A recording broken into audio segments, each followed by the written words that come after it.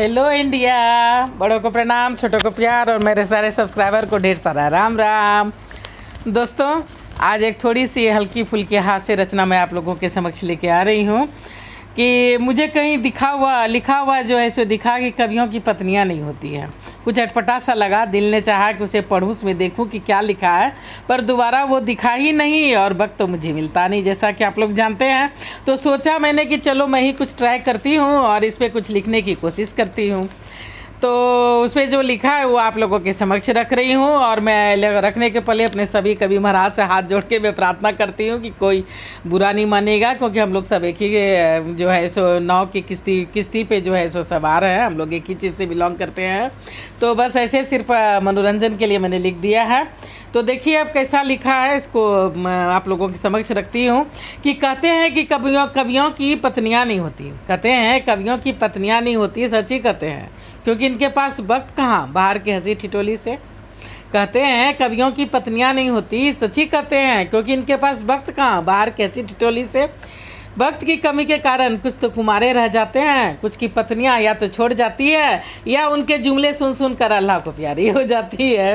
वक्त की कमी के कारण कुछ तो कुंवारे रह जाते हैं और कुछ की पत्नियां या तो छोड़ जाती हैं या उनके जुमले सुन सुन कर अल्लाह को प्यारी हो जाती हैं। दोबारा इनका घर नहीं बसता, क्योंकि किसी से नहीं होता अच्छा रिश्ता। ये बेचारे अकेले अकेले फिरते, दूसरों की पत्नियों को ही अपना समझते।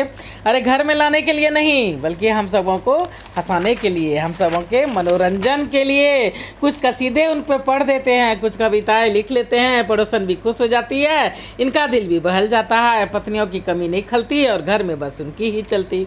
कुछ सौभाग्यशाली कवि होते हैं जिनकी पत्नियां ना सिर्फ सही सलामत होती है, बल्कि उसे झेलने की और उसे खुश रखने की हुनर भी उसमें शामिल होती है।